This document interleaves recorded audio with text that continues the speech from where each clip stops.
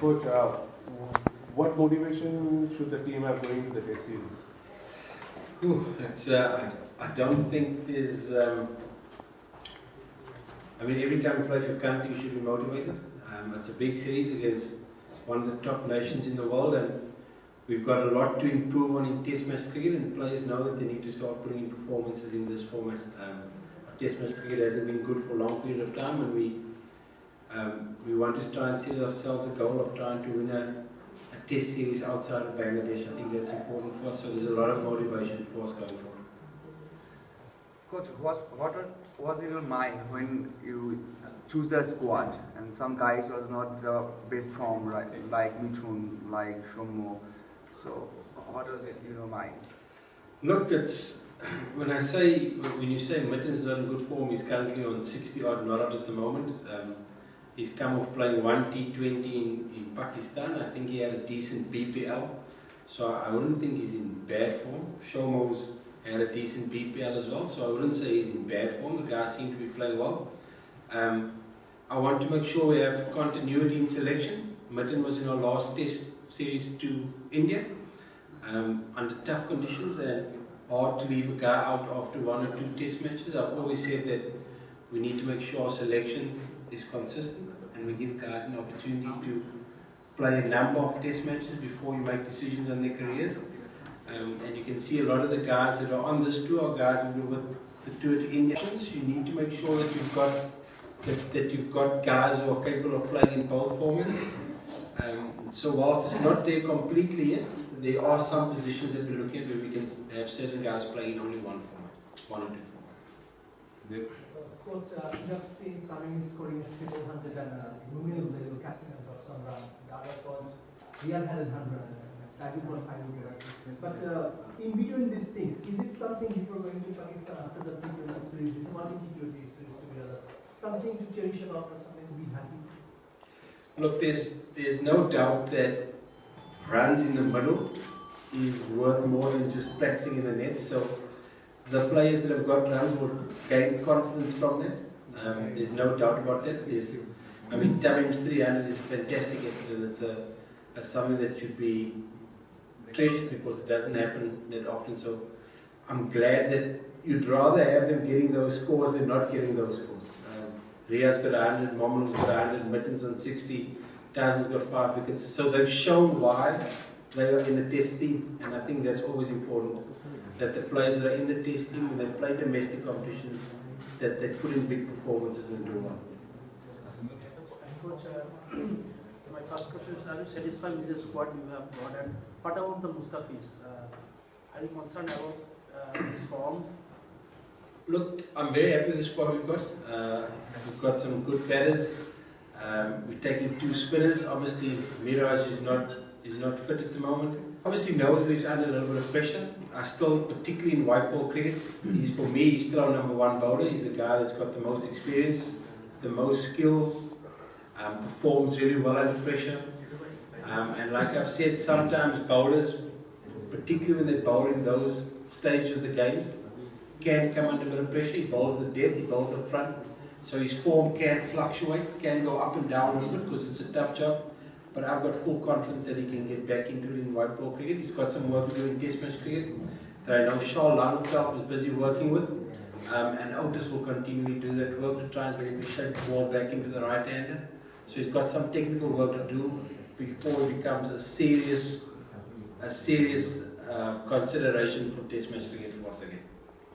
Do you understand what I'm saying? He's got some technical work to do that he needs to improve on before I want to consider him in Test match cricket again. Coach, Mushfiqur is missing, so who will be your mind to bat 4 or 5?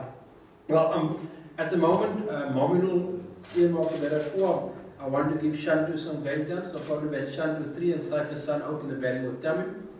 Mithun and Riyad 5 and 6, somewhere around there, Linton probably 7.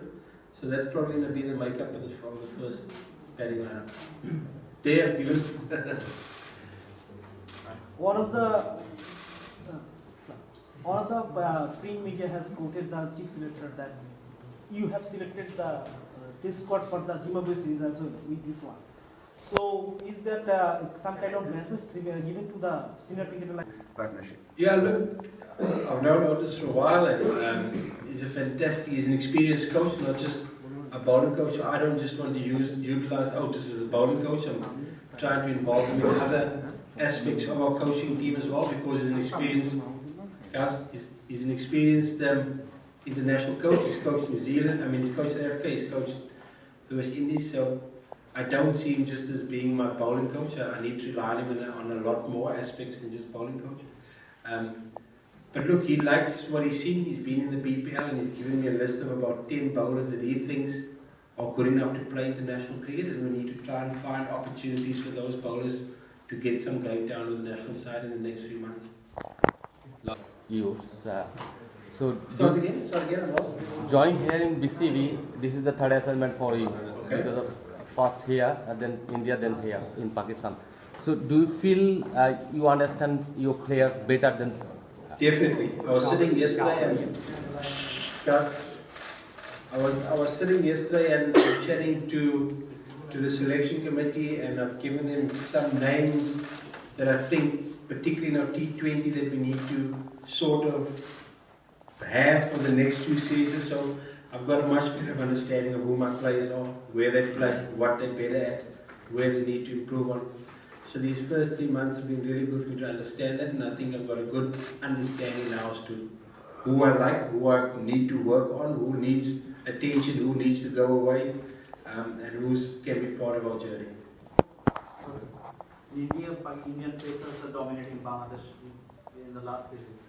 Pakistan has a very good bowling attack, which is dominated by the pacers as well.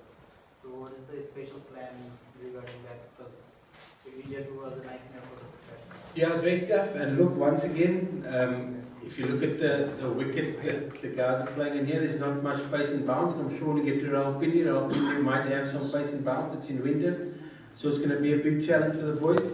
Some of the boys have been doing work with Neil Mackenzie. The test boys have stayed behind for a week while we were in Pakistan.